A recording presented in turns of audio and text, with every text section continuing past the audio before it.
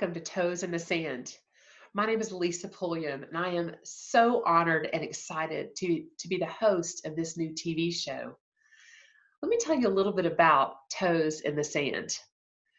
Toes in the Sand is a show about connecting with your creator, connecting with yourself, and connecting with other like-minded women. Now, let me go into a little more depth of what I mean by these three aspects of connecting, which you're going to experience on this show. First, connecting with your creator. Now, I understand that not everyone watching has the same spiritual belief system as I do, and that is perfectly fine. I want you to know that I fully respect where you are in your spiritual journey and what your beliefs are. And this is not going to be a show trying to change or impose my beliefs on anybody. But what I do want to share just genuinely about myself and my journey is that I grew up in a Christian home, and I grew up with a very strong belief that I was created by a loving God that has a purpose for my life. And I believe that everyone on this planet has a special purpose for their lives. I believe that we each have a journey. We each have a calling on our lives. We've each been given special gifts and talents and abilities that are given to us by our Creator. And so when I have learned over the years to take time connecting with my Creator, that is the first step for me in connecting with myself, which is the second thing I want to talk about. As women, what I've observed in my own life, what I've actually experienced, and what I've observed in so many women's lives that I've had the privilege of being friends with and in contact with the last few years, is that we as women tend to spread ourselves a mile wide and an inch deep. We have many responsibilities pulling on us and weighing on us. And some of us might be moms, some might be grandmas, like I'm a brand new grandmother with an 18-month-old grandbaby. Some of us might be married, some in a relationship, some taking care of aging parents. Some of us are handling a full-time career. Some of us have multiple jobs, or we're entrepreneurs, so we're on the journey of developing our own business or trying to, just pay the bills and make the money and provide for our families or provide for our future. And there may be many other responsibilities that you have that I didn't even mention just now. My point is that Toes in the Sand is about connecting with ourselves and our deeper purpose in life. It's about taking time for ourselves, learning to love ourselves, understanding that we're not here on this earth to say yes to everything. We're not here to be everything to everyone. We're simply here to do that for which we've been created to do. Love our families, those that have been given to us in our care to love. To work, to find our life's work, our life's calling, our life's passion, and to figure out a way to make an impact in this world using the God-given gifts and strengths that we have. And I think that when we take time, toes in the sand time, to stop and connect with ourselves and really think more deeply about the stage of the journey that we're on, or maybe what season of life we're in, take the time to look at our lives and to see, am I doing too much? Am I forgetting to take care of me? Am I trying to please everyone? Am I living my life doing what I should be doing instead of what I really feel called and passionate to do? All of these are questions that over the last few years, I have found myself crying about and thinking about regularly and writing about. I'm a journaler. I've always enjoyed writing, and writing is a way that I process my thoughts and my ideas and my goals and my dreams. It's a way that I work through my struggles. So Toes in the Sand means connecting with our Creator. It means connecting with ourselves more deeply. And the third aspect of Toes in the Sand is connecting with other like-minded women. You see, along my entrepreneurial journey, one of the things that I really realized was that I needed to look very closely at the group, at the people that I was surrounding myself with, at the friends that I was spending time with. I began to realize some of them weren't like-minded. I wanted to look for people that were positive, that were encouraging, that could see maybe gifts and strengths in me that I couldn't see in myself, and they would actually help pull them out of me, that believed in me and that I could do the same for them. And so over the last few years, I've had the greatest blessing of my life to be introduced to and surrounded by like-minded, beautiful women of strength, women who are overcomers, women who are positive, they're prayerful, they're faithful, they're courageous. And it has just been a joy and a blessing to get to know them. I believe that I'm sitting right here in front of you, starting this TV show because of the women that I've surrounded myself and that my path has been able to cross paths with over the last few years. Some of them have become mentors to me, extremely important people in my life. So, toes in the sand. In essence, I invite you to watch my show and invite your girlfriends to watch my show, because what you're going to find is inspiration, encouragement, laughter, genuine sharing from the heart, stories of overcoming, stories of courage, women who are making a difference in this world either in their own little community or beyond. Women that are passionate about maybe their mission or a business they're a part of or something that they feel would make a difference in your life.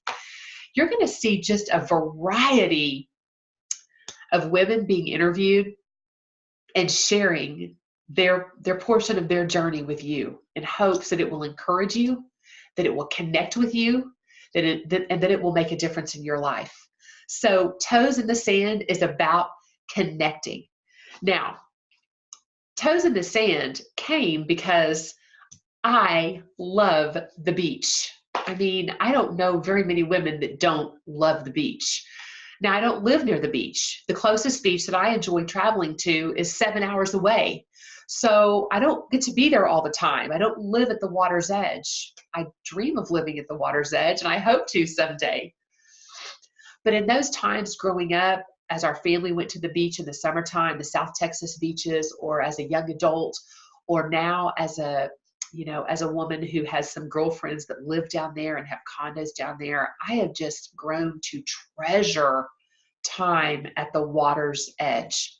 Time when that warm, salty sea breeze is blowing over my skin, the sun is beating down, and I'm either closing my eyes and relaxing or sleeping or thinking or reading or visiting with a girlfriend. I get this overwhelming sense when I'm at the beach that I am just this little tiny person in this huge microcosm of life, but that God chose me. He created me for a reason. And I'm here in this place, in this time, with one life to live it out. And I'm going to do the very best I can do. So again, welcome to Toes in the Sand. I'm so excited that you're going to take this journey with me. I hope that you'll invite your girlfriends to watch as well. And I think that together we are going to enjoy putting our toes in the sand. About, I don't remember, maybe 15 years ago, my daughter Emily was playing middle school. She was, I think, a fifth grader, elementary school soccer. Now, Emily was a gymnast, competitive gymnast, cheerleader. We traveled around the state of Arkansas with competitive gymnastics meets with her. But she really wanted to play a team sport, so she wanted to try soccer. And as great of a little athlete as she was just holding back on the soccer field. She was just kind of intimidated and not really giving it her all and missing potential goals. And so one day after a game, I thought, how am I going to motivate this child to really give her best? And I said, okay, I have an idea. I said, Em, the next goal you score, I will do a cartwheel on the sideline of the soccer field. Now, you have to understand something. I had had 4 children, and the youngest was 6 months old.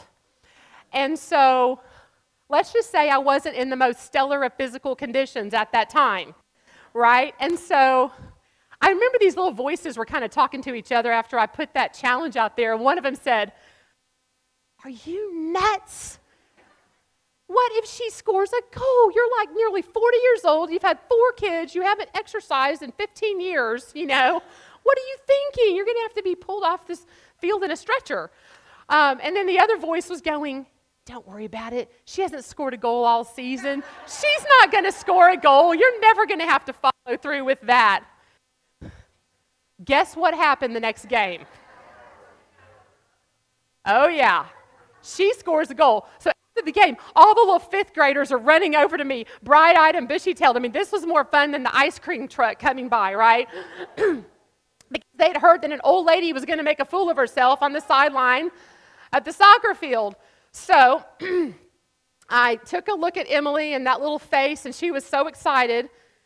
She had followed through. Now it was my turn to follow through. And so I kind of backed up a little bit and cleared a space. I pointed my toe, and I threw my arms up in the air like Mary Lou Retton at the 1986 Olympics. And I just focused down the side of that field, and away I went and did this cartwheel. Now, in my mind, I came back up, and I thought in my mind, I kind of envisioned I'd look something like that. And I was like, that's probably not bad for someone that hasn't, done these in maybe 25 years. But in reality, I probably looked something more like that.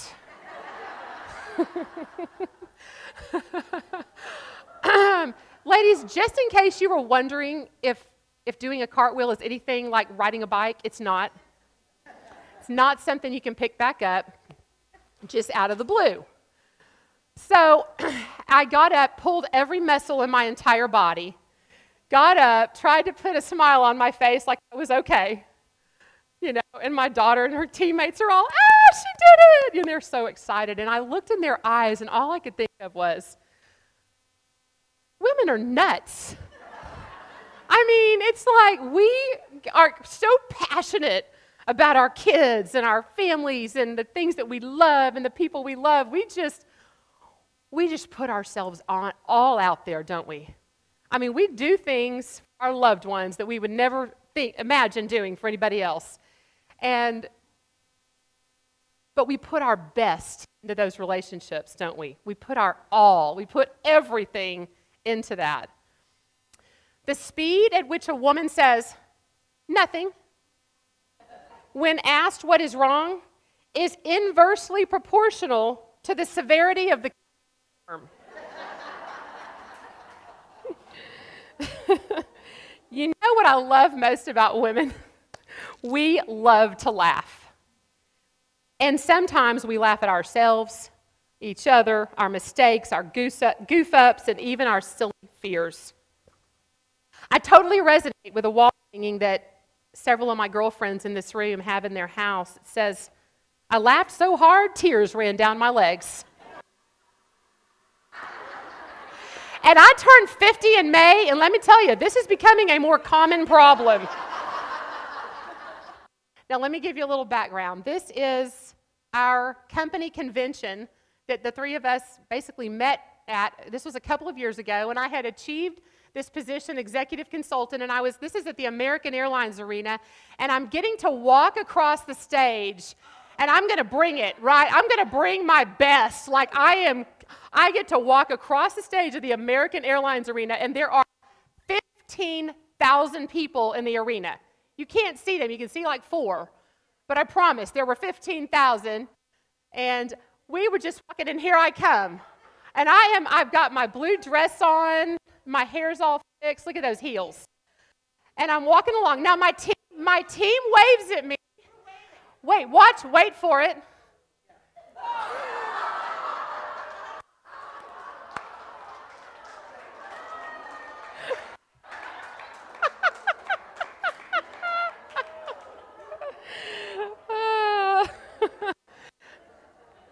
landed on all fours in front of the CEO of the company. No kidding. You cannot make something like that up. Here's the funny part. Y'all might be going, did you get that video? So Chris was with me, and he's sitting on the floor of the American Airlines, and I'm shaking and sweating and like barely pulling it together. And I'm completely mortified that I just fell off the stage. It was like the second step just disappeared. All of a sudden, it wasn't there. And I went all the way down, and I get up, and I walk around shaking to Chris, and I sat down, and he goes, good job, honey. And I go, I fell off the stage. And here's Chris's response, no, you didn't. I said, yes, I did. He goes, I videoed the whole thing. I said, let's watch it. So we rewind, and we start chuckling. And we didn't even pay attention to the rest of the day. All we were doing is rewinding it because Chris had been doing this. He's following me, then he continues to watch the stage. And by God's great design, he got the whole thing on video. So that, anyway, I was talking about enthusiasm. Bringing your best self into life. And you know what? When we give something our 1,000% effort, when we give something everything we have, sometimes we fall off the stage in front of 15,000 people. Sometimes we just land flat on the ground on our face, don't we? We gave it our best. We gave it our all. We messed up. We failed. Step disappeared. Just went away. But you know, it's not in the fall down. It's in the getting back up that matters. It's in the getting back up. Because when we fall, or when we fail, or when we go through an incredible hardship, or we feel like the rug of our entire life was pulled out from under us, God doesn't leave us down there. He wants us to just kind of dust our knees off, look at the runs in our pantyhose, put a big smile on our face, and keep going. Keep walking. Just put one foot back in front of the other again and again and again. And I think the Bible is full of stories of men and women, great men and women that fell, that failed, and God picked them back up and said, I'm not done with you yet. And actually, the fact that you just failed makes your story even better, because we go to what Kim talked about, and this is where life transformation happens, because you wouldn't know the things you know or have experienced the things you do or have the wisdom that you have if you hadn't have fallen flat on your face and failed. So I applaud failure. Failure means you're trying. Failure means you're stepping out. Failure means you're saying, God, I have courage. I might be scared to death to walk out on this stage in front of 15,000 people. But with your help, I'm going to do it. And you're going to be right there with me. And we take the step anyway. And sometimes we nail it, and sometimes we don't. But we get back up. Thanks so much for joining me today on Toes in the Sand. I've really enjoyed connecting with you. If you'd like to connect with me, let me tell you how. I want to invite you to my Facebook page called Toes in the Sand. I also have a group called Toes in the Sand Sisters, and both of these are on Facebook. I'm going to put the links down below. Another way you can find me is through my website. In fact, I want to tell you how much I appreciate you being here today, watching my show, and in gratitude to you, I'd like to give you the first chapter of my book called Toes in the Sand. And you can find that by coming to my website at www.stepwithlisa.com. And if you'll jump on that website and let me know that you would like a chapter, the first chapter of my book called Toes in the Sand, I would love to give that to you. Have a great week, and I hope to see you again with our Toes in the Sand. Talk to you soon. Bye-bye.